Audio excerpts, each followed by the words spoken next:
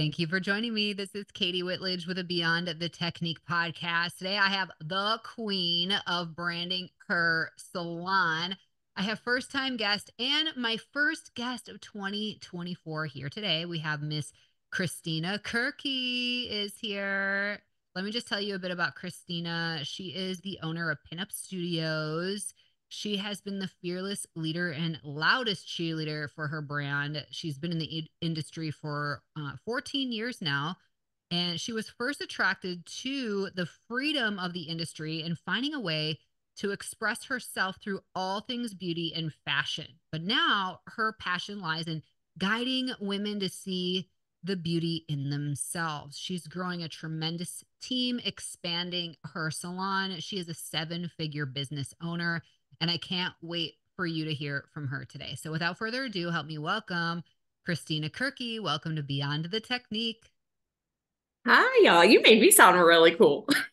You are really cool. And I hope people are watching today. If you aren't watching Beyond the Technique podcast on YouTube, please go and check it out. We have the link in our bio to see the faces behind the names. Christina joins us from Raleigh, North Carolina. She's also part of our 7-figure salon owner mastermind. So I've gotten to know Christina really well, and she truly is the queen of branding her salon. I have the link in our show notes for you to go follow her and her salon on Instagram. I promise it won't disappoint. It is truly one of my most fun things to look at on social media because she is so creative and so fun. So, okay, before we get into your genius branding, I want to start with your personal journey. Christina, tell me, how did you decide to get into the beauty industry? I mean, I was always just like your typical, like a lot of stylists. I was obsessed with all things hair and makeup. I loved getting my hair cut as a little girl, and you best believe I was going to ask them to curl my hair because I have stick straight hair. There's so many pictures that I wanted to picture after each appointment. My little curls, they weren't brushed out. I was coloring friends' hair with box color, doing people's prom makeup. I always said if I mess it up, I'll just pay to get it fixed. I don't know who was going to pay. I never had to ask my parents for that, so I think I did something somewhere right.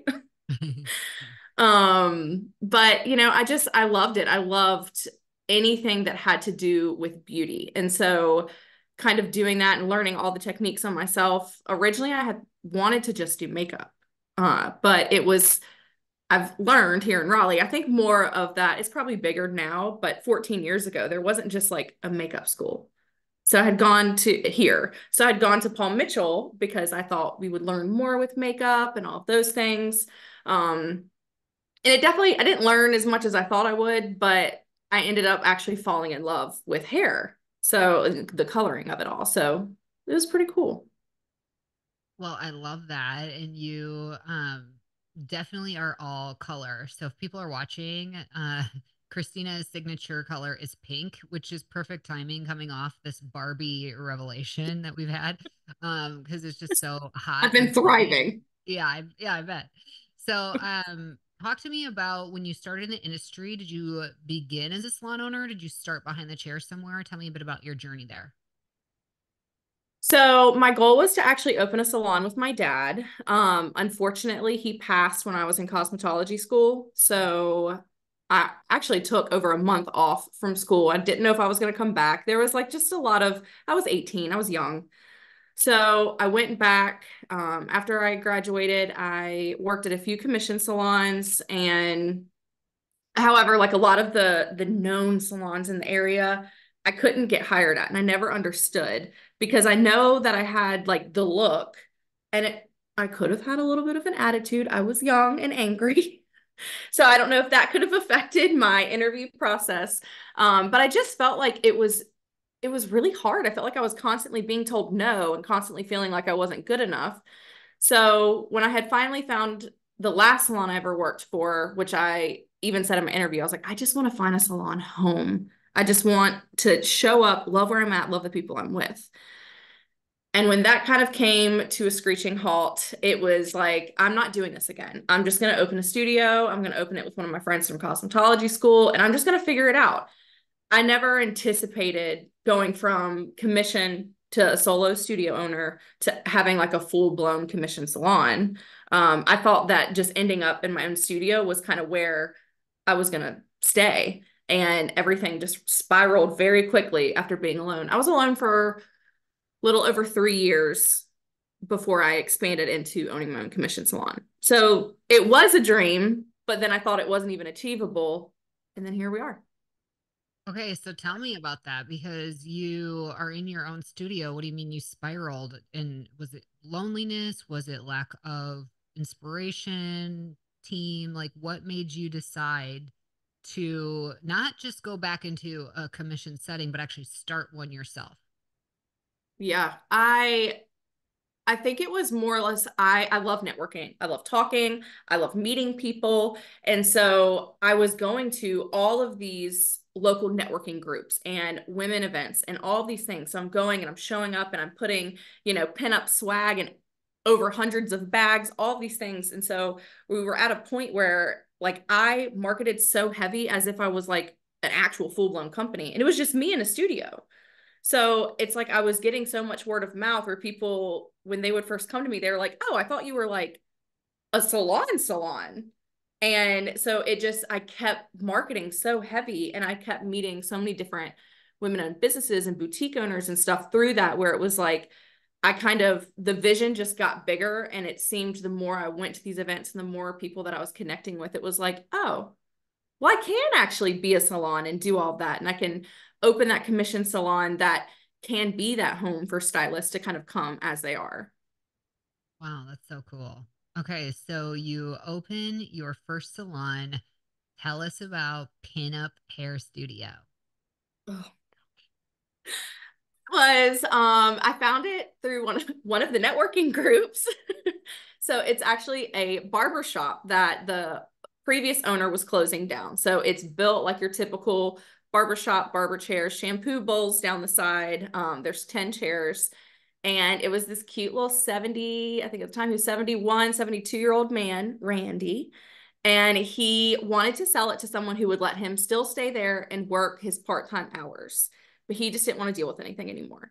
So we met and just instantly hit it off. My salon is actually in a shopping center that I frequented a lot as a kid with my dad and just my family in general. And so it was kind of like very surreal. There's a lot of moments with Randy that it's just kind of like I feel like he's kind of there guiding me through a lot. So we got the barbershop. My whole thing with it was, all right, I'm going to buy his business for X amount. And he had booth renters. As I said, he was 71, 72. So these were all a lot older booth renters. Hated me. In my head, I was like, if they pay rent and I'm still doing services a lot, their rent will pay my rent. And then my services will pay this loan that I just took out to buy this business. I cried every single day, I think, for the first year. I was bullied by people twice, if not three times my age. It was awful. Oh, man.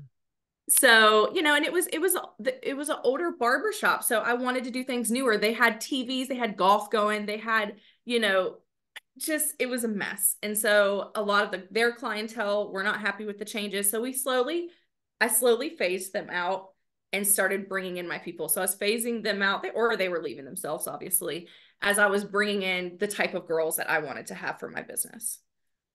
What a challenging startup. I have to say this. So she's one of my good friends, but she has been a client of mine forever.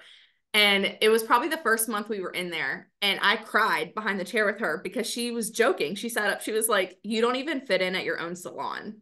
And I just lost it. I was like, you're so right, though. I didn't, but I was trying to do what I could do to afford it until I could kind of phase the bad out. Yeah. Wow. Well, you got your start, and it's clear that you've had a vision for your brand. And like you said, you just started attracting your girls, your type of tribe. So tell us a bit about what has Pinup Studio become today. I think it's just become this safe haven for women in general, for not only stylists, but just women, our guests, to come as they are on their best days and their worst days, even my stylist, and we don't run anything the same. Obviously, when I first started in my head, I was like, I just want to be a fun salon owner. I want to meet them where they're at. I quickly learned you do actually need structure and boundaries. That's a big word to try to figure out. And so, I think, but I always wanted to stay friends with stylists and like not friends, but just like on a common ground with all stylists, Yeah. with booth rent stylists, studio owners, all of them, because I was born and raised here. So I know a lot of them in the area. And so I wanted to like continue to try to mend that gap. So even now, like I'm friends and speak with and connect and will even send guests if we don't have room for them to so many artists in the area. So I think, we've built this reputation of like really being like, you can sit with us. Obviously, I love all the things Mean Girls with the pink, but we take it the different direction. And it's just like, you can't, like, you really can sit with us. It doesn't matter. Yeah, I love the inclusive aspect, but you said something important of you knew quickly you had to have structure and boundaries. So what are some of those really good boundaries you've put in place that have helped you grow your team, but also, prevent different areas from being taken advantage of or people falling below what your true expectations are for the brand? I think just showing, we're not going to be on 100% every single day. But I think my problem was more so not putting stipulations on, okay, so, you know, this is how we're going to talk with clients, or this is how we're going to have to show up when it comes to a dress code. I didn't want to have this icky dress code where everyone had to show up in stilettos like they did, years ago and all of this. But also at the same time, it was like, okay, well, some of you are showing up looking a hot mess, and you can feel that way on the inside, but like we have people spending hundreds of dollars with us. So I think as stylists, we're creatives and our minds, everybody thinks so differently, and that's the beauty of it. But the problem with it in a place of business, especially with employees, is it looks a mess. And we were known for being fun, but we were like in the community, but girl, we were a mess. And people knew that. So it was like, we've had a lot of support since the beginning, but it was just like the girls showed up how they wanted. The conversations were a mess on the floor. The color, just everything. It didn't have it. And so I think once we put the structure in, and a lot of the staff that I still have with me from when we really started that, they thrive in it, and they're actually better stylists for it, and they're performing better, and they're showing up as a better version of themselves, and they're seeing the value of really, like, you don't have to dress to the nine every day, but like let's brush our hair and put a little base makeup on and show up, even if this is a bad day for you. Yeah, and it kind of speaks to your vision for your brand in general. And you really are a queen of branding. So tell us, when it comes to your digital and social presence, when people look at PINUP, again, in our show notes, you have to go follow her and her salon on Instagram. You clearly have this vibe going. Tell us about your vibe, your brand, and what you kind of stick to so that you stand out, because it really is a standout and it's so fun and positive. I think it's a mix of so many things. It's fun. And that's the thing. Life is supposed to be fun. We're in the beauty industry. Like, yes, you need the structure and the things to become, that six-figure stylist or that seven-figure salon owner. There's certain things that you need to do to get there. But at the end of the day, like, this is a fun career. So let's have fun. Let's show women that like you two can come in here and have fun. You can be I'm obsessed with Barbie and Mean Girls. I'm 32 years old. It's like, at what point people probably look at me and are like, is this girl going to grow up? No, I'm having fun. And so I, I feel like with the branding aspect of it, I think we all have a little bit of nostalgia with certain things in life that you can kind of gravitate to and love. Last year for Valentine's Day, we had guests write love letters to themselves. And it was really interesting to see their Wow. response to that, because we just have them write their address down. We would mail them out. So they got a love letter on Valentine's Day. And when we were asking these women, like, hey, while your color's processing, write a letter to yourself. And we had prompts in there because, as a woman, I think you sit there and it's just like, all you want to relate to yourself is either your career or your children or your marriage. And it's like, no, like we had prompts for them to follow to like really love themselves. How do you come up with these ideas? I feel like you are also just I don't, an idea generator of the most fun things. And let me just give you a plug. because of being a part of our 7-figure group, you shared this really fun social media campaign where it was like a Monopoly game. I shared that idea with our salon manager. She took it and ran with it. And it was one of the most successful things we did to help our stylists with social media. And it also promoted the brand so much. I mean, it was a win across the board. And so I have to give you all the credit for that. And I feel like you bring all these fun ideas to make salon life truly enjoyable along the way as you're trying to be so serious and professional. So I love that that's a mission for you. But like, where do you come up with these ideas? They're awesome. Like, I love this idea of having your guests write a love letter. Where do you come up with all this? I mean, I definitely find a lot of inspiration through social media. I would be lying if I said I didn't have a disgusting guilty pleasure of mindlessly scrolling on things and looking at things. But I think that everything can kind of be made into a game or made fun, like made to be something. And so I feel like when I'm looking, I've never been the person to have this like aesthetically perfectly pleasing social media feed. I think that that's silly. It's not all going to flow. So it's like, when it comes to even that social media campaign and all the other stuff, it's like just finding ways to grab attention because, and it's such a true thing. If you post a video on Instagram, you know, there, we just announced we were expanding. We had over 3,000 views, but then only 300 likes. People are watching you and people are talking about you. And if people are talking, then that's what I want. And I know that nothing I'm doing is bad. I know nothing my girls are doing is bad. We're just very loud and we're going to be, you're not going to forget. You think I own the color pink. I'm not Barbie, but I'm right behind her. But I mean, I think, you know, having that fun with it and showing the girls that, like I said, like this is supposed to be a fun career. Even stylists that I don't have with me anymore, like there's memories, there's core memories that I've seen hit them and moments that I've seen hit them that like they're never going to forget that. And that's what I want. I want to be able to make that impact in my girls' lives and they're learning something new, but it's in such a cool way that it's like, yeah, I went to this conference, but like, oh my gosh, we did this, this, and this together. And it was the best night of my life. Wow. I do think that the superpower for you is um, creating a way to bring your team together in ways to learn, ways to celebrate, ways, you know, events, community. So I absolutely love that about you. How you just brought up that you would try to make everything fun or turn it into a game somehow. I think that speaks not just your vision for your brand, but also to your culture. So tell Oh, me, for sure. how has your marketing and positive branding affected your culture and even your recruiting?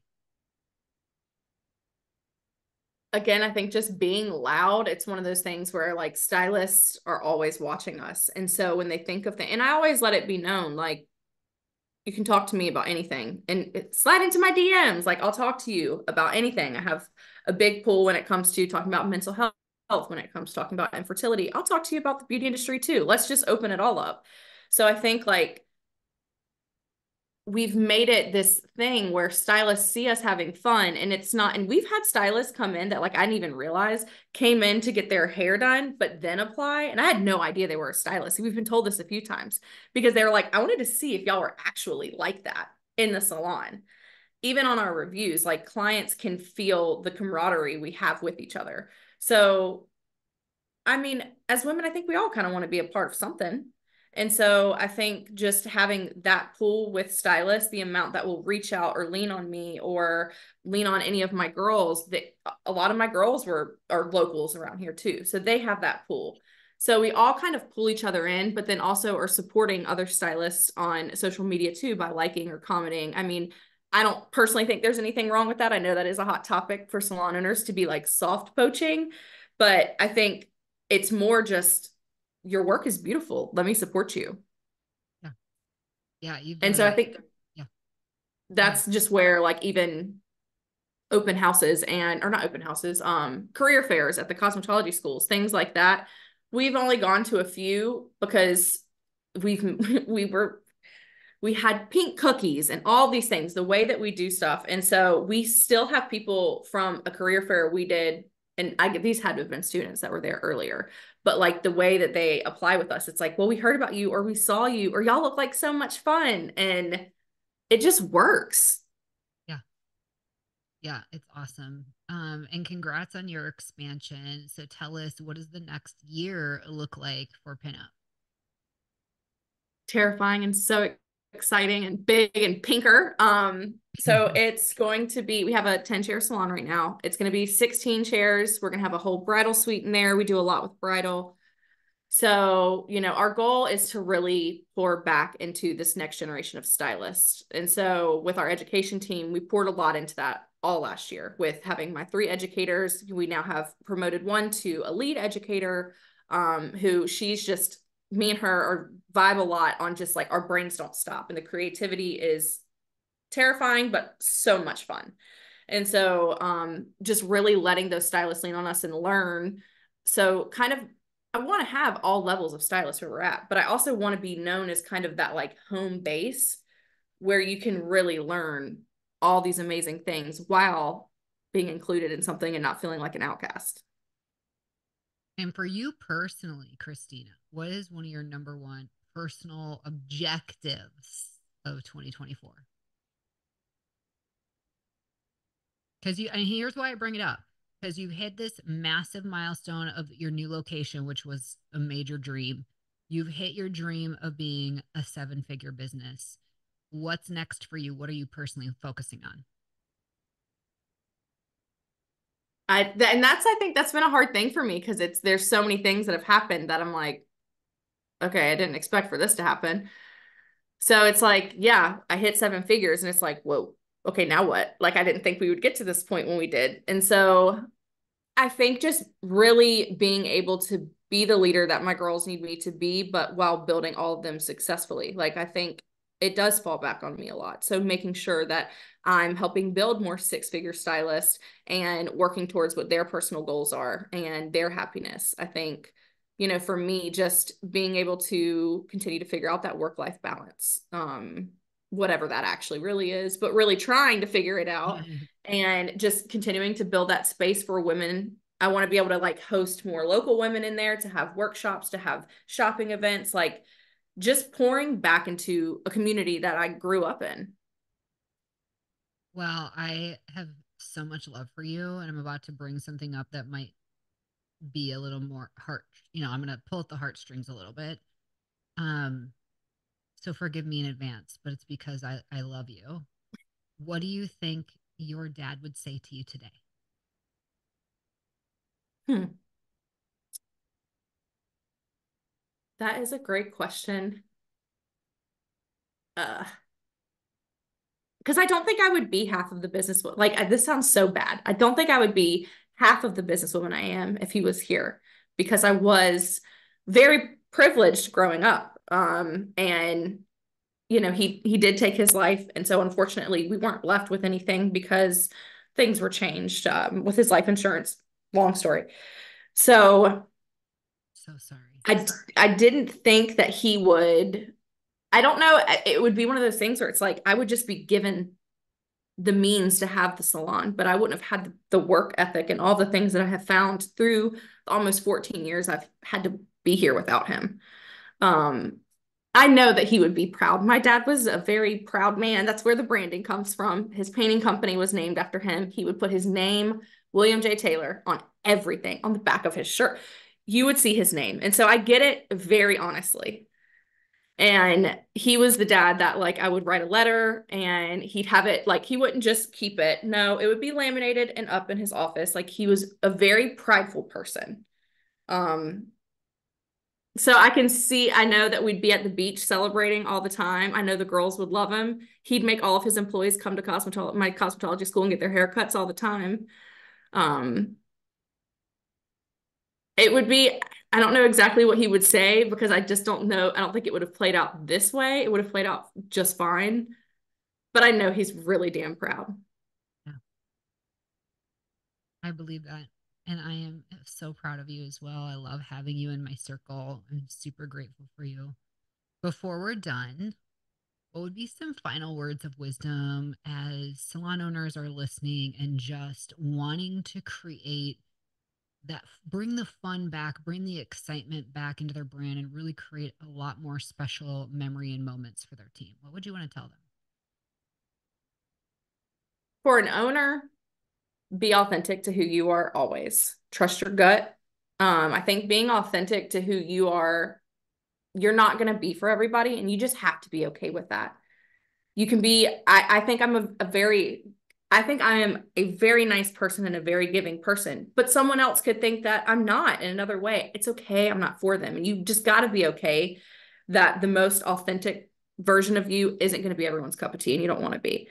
For a stylist, I feel like kind of same goes for that. Like it, even if you don't get hired at the salon that you thought was your dream salon, or if you do work there and for some reason you end up actually not liking it, it's okay. Like that's the beauty of this whole industry. Like you can make it what you want, but don't dilute yourself to be somewhere where you don't feel fully comfortable or confident in. And then don't like the phase fake it till you make it is so big in this industry. And I do agree with it to an extent, but I think it's very true where if you stand for nothing, you fall for everything. So figure out what it is that you're going to stand for and run with it, and you will be okay. I love it. It was so empowering, and I love having you here. Thank you for being my first guest of this new amazing year. I'm so excited for all you have coming up. I'm keeping an eye on you, and I'm super grateful for you. Thank you again for being here. Thank you. And thank you all for joining us here week after week at Beyond the Technique. We are super grateful for your loyal listenership. So if you would please take a moment to leave us a positive review wherever you're listening so that more people like yourself will discover Beyond the Technique. We are here to change the way that you are supported in your business. Until next time, everybody, have an awesome day and stay strong.